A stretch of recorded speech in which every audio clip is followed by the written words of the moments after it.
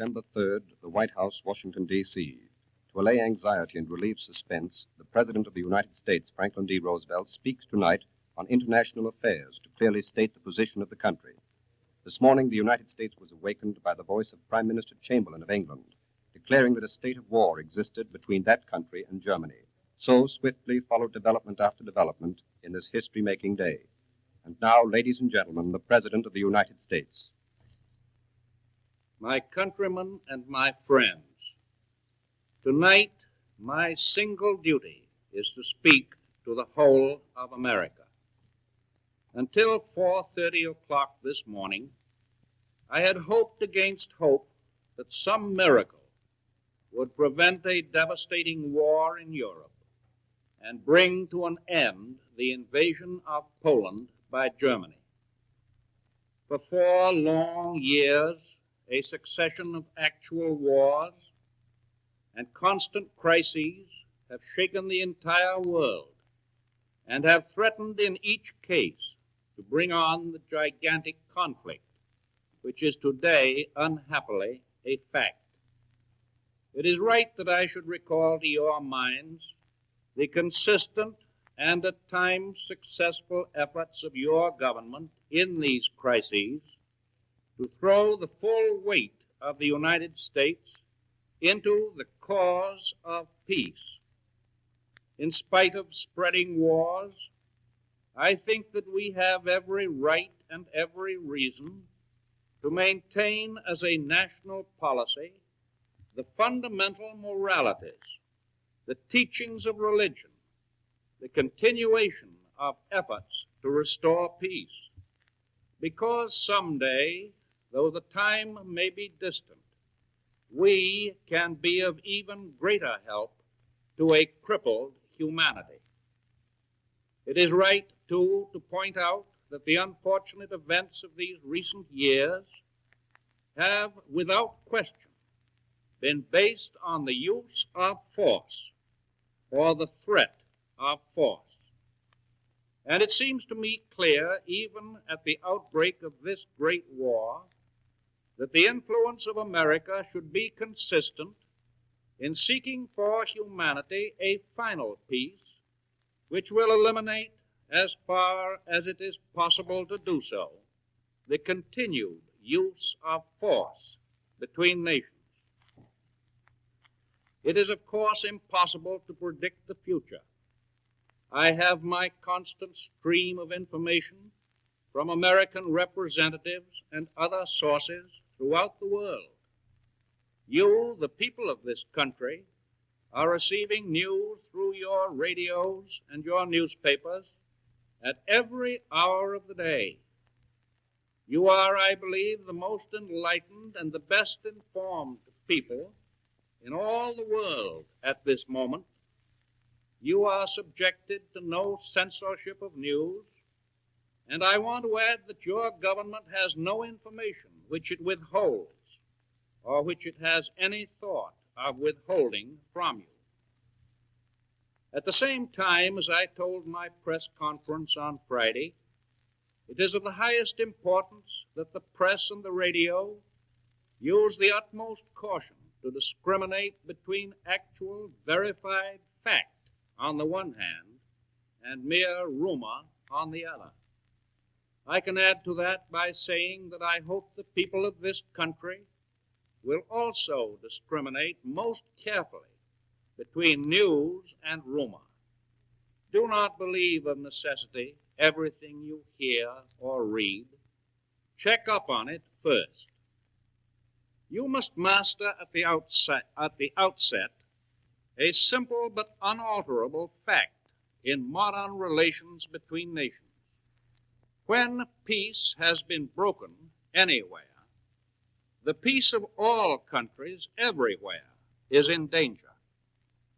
It is easy for you and for me to shrug our shoulders and say that conflicts taking place thousands of miles from the continental United States, and indeed thousands of miles from the whole American hemisphere, do not seriously affect the Americas, and that all the United States has to do is to ignore them and go about its own business. Passionately though we may desire detachment, we are forced to realize that every word that comes through the air, every ship that sails the sea, every battle that is fought, does affect the American future. Let no man or woman, thoughtlessly or falsely, talk of America sending its armies to European fields. At this moment, there is being prepared a proclamation of American neutrality. This would have been done even if there had been no neutrality statute on the books, for this proclamation is in accordance with international law and in accordance with American policy. This will be followed by a proclamation required by the existing Neutrality Act. And I trust that in the days to come, our neutrality can be made a true neutrality. It is of the utmost importance that the people of this country, with the best information in the world, think things through. The most dangerous enemies of American peace are those who, without well-rounded information on the whole broad subject of the past, the present, and the future, undertake to speak with assumed authority, to talk in terms of glittering generalities, to give to the nation assurances or prophecies which are of little present or future value.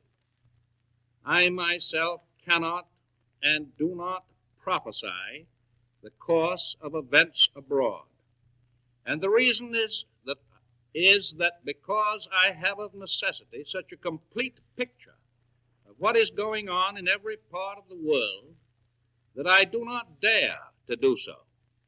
And the other reason is that I think it is honest for me to be honest with the people of the United States. I cannot prophesy the immediate economic effect of this new war on our nation, but I do say that no American has the moral right to profiteer at the expense either of his fellow citizens or of the men, the women, and the children who are living and dying in the midst of war in Europe. Some things we do know. Most of us in the United States believe in spiritual values.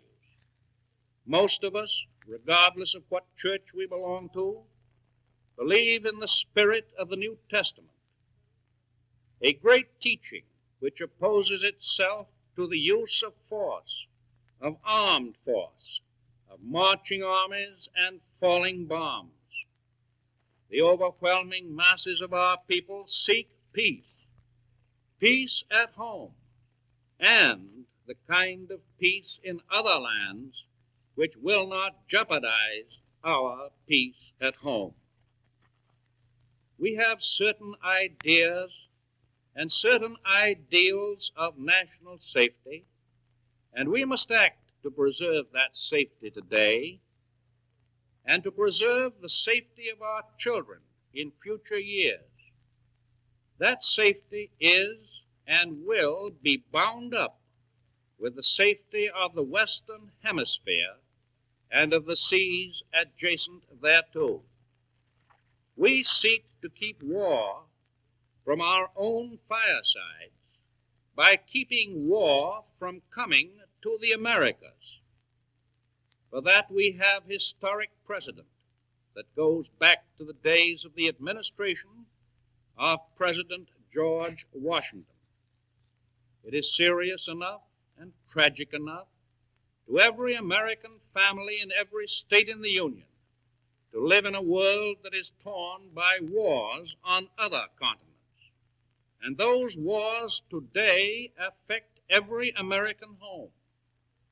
It is our national duty to use every effort to keep those wars out of the Americas.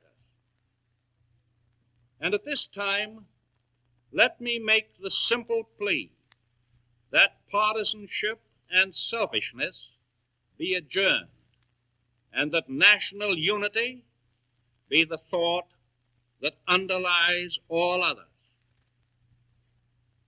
This nation will remain a neutral nation, but I cannot ask that every American remain neutral in thought as well. Even a neutral has a right to take account of facts. Even a neutral cannot be asked to close his mind or close his conscience.